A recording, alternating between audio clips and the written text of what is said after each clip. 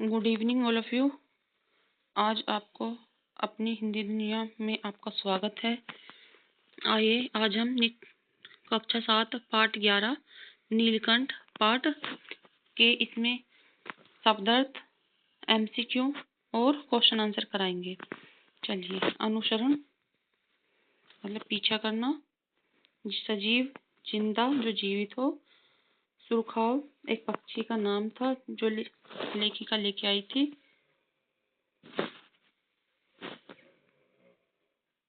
बसेरा निवास या रहना, चेष्टा प्रयत्न यह कोशिश, मूंजी कंजूस, कायाकल्प रूपी परिवर्तन, रंजित रंगा हुआ,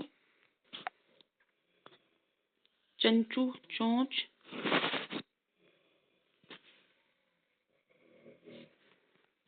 उष्णता गर्मी,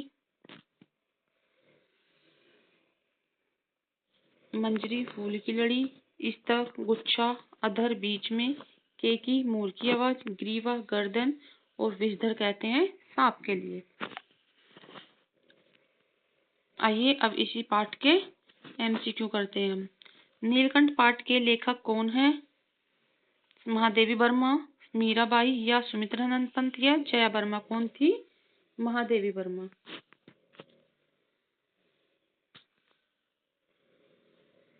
अब चलते हैं। मोरनी का क्या नाम था? राधा, सीता, नीलकंठ, मीरा। क्या नाम था मोरनी का? राधा। चिड़ीमार मोर के बच्चे कहाँ से पकड़ कर लाया था? शंकरगढ़ से, बहादुरगढ़ से, पंजाब से, जंगल से। कहाँ से? शंकरगढ़ से।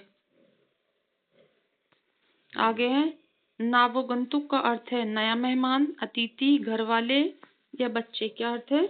नया मेहमान। अब देखिए आगे हम इसी पाठ के इसमें प्रश्न उत्तर भी कराएंगे। मोर मोरनी के नाम किस आधार पर रखे गए? मोर की गर्दन नीली होने के कारण उसका नाम नीलकंठ रखा गया।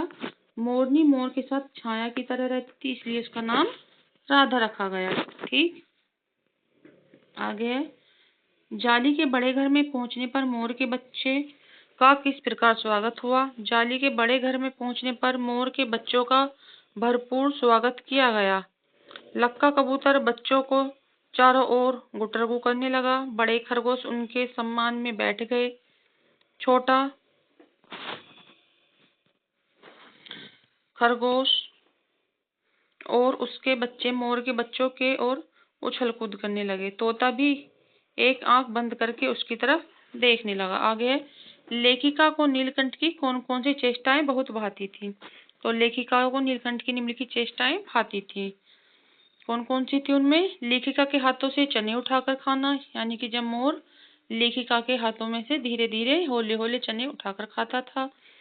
दूसरा है, आसमान में काले काले बादल घिरने पर उसका इंद्रधनुष के गुच्छे जैसे पंखों को फैलाकर नाचना। उसका किसका? मोर का। गर्दन ऊंची करके देखना। नेक्स्ट क्वेश्चन, इस आनंद उत्सव की रागनी में बेमेल स्वर कैसे बज उठा? वाक्य किस घटना की ओर संकेत कर रहा है? देखिए, यह वाक्य राधा और नीलकंठ के जीवन की एक दुखांत घटना की ओर संकेत करती है। लेखिका ने एक मोरनी खरीदी जिसका नाम कुब्जा था। वह राधा और नीलकंठ को एक साथ देखना पसंद नहीं करती थी। उसने दोनों को अलग करने की पूरी कोशिश की और राधा के अंडे भी फोड़ दिए। इस घटना ने नीलकंठ की खुशी का अंत कर दिया। बसंत ऋतु में नीलकंठ के लिए जाली घर में बंद रहना असहनीय क्यों हो जाता था? बसंत ऋतु में आम की मंजरियों और अशोक वृक्ष नए पत्तों के साथ ढकने पर नीलकंठ बेचैन हो जाता था। वह बसंत ऋतु का आनंद लेना चाहता था। ऐसी स्थिति में नीलकंठ के लिए जाली घर में बंद रहना असहनीय हो जाता था। नेक्स्ट क्वेश्चन है, इसमें पूरा नहीं आ रहा, मैं बोलती हूँ।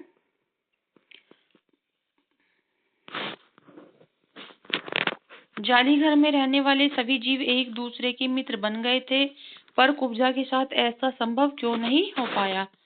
आंसर, जाली घर में सभी जीव एक दूसरे के मित्र थे, लेकिन कुब्जा का स्वभाव अच्छा नहीं था, जिस कारण वह सभी जीवों से झगड़ा करती थी। इस कारण से वह किसी की मित्र नहीं बन सकी। ठीक है बच्चों, आज के लिए इतना ही बहुत है। ये चैप्टर आपका खत्म हो गया। कल मिलते हैं फिर आपसे इसी टाइम।